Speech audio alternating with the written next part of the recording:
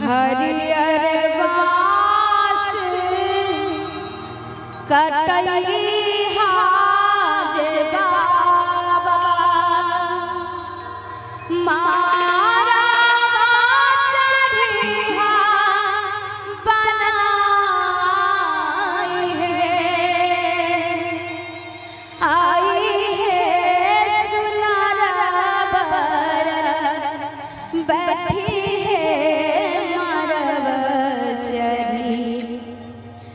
दूसरा तो रहे थपड़ी बजबे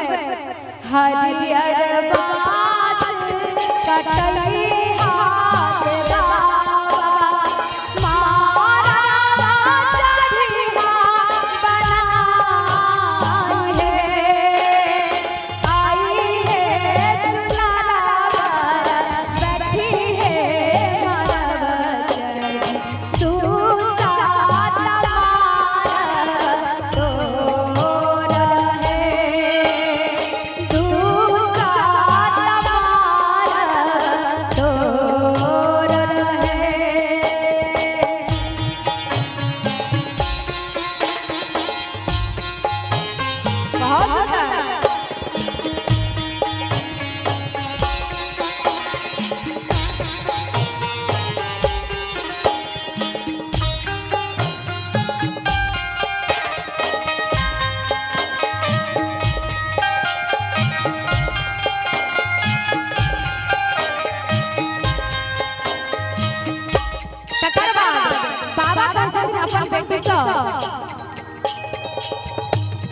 हरियर बास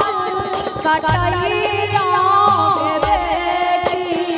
मारा चढ़ला बनाई है आईला सुनरा बर बैठला मारब चढ़ी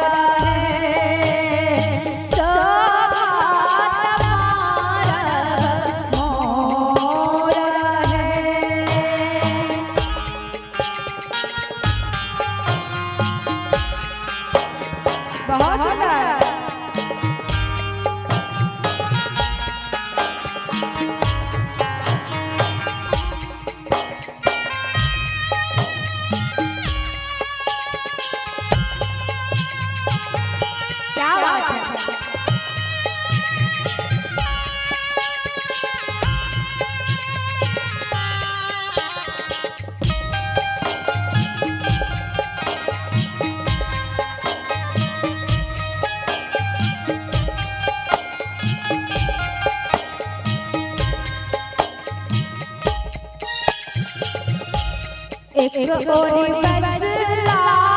लौआ बाज ब्राह्मण एक और जानकारी बाप रे आमा बाप बचरी बसला सुनर बर करुणी कुल कन्या दान है एक ओरी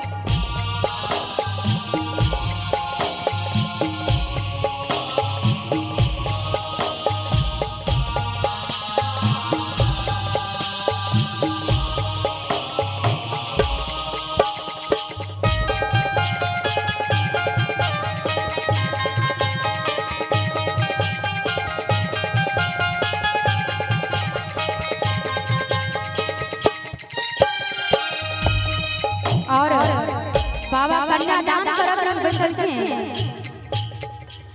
दान करिए जे बैठला जनकारी मोती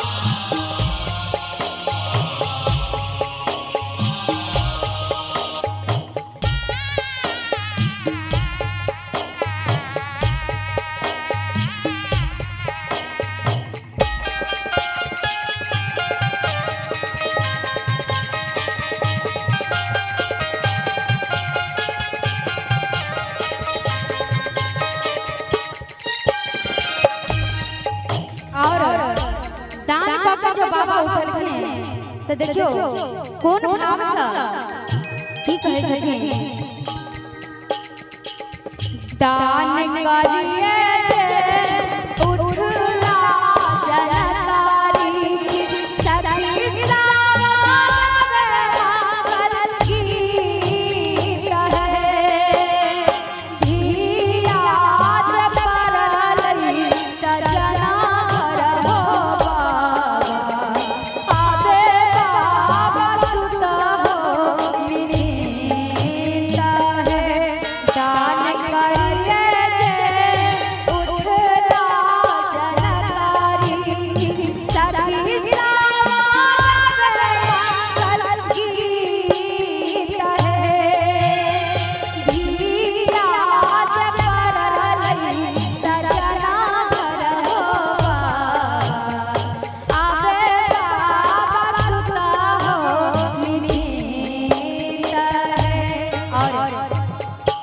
पर समझा वाला बात है अहाँ सबके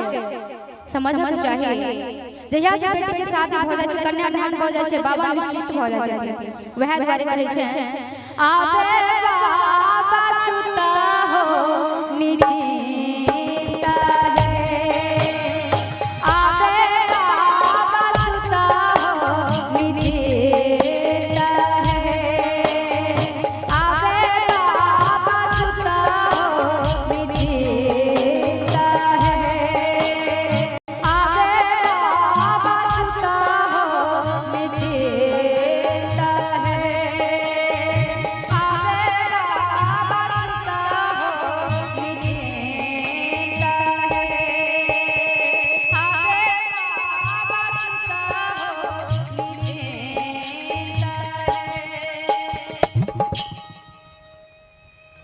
वाह वाह।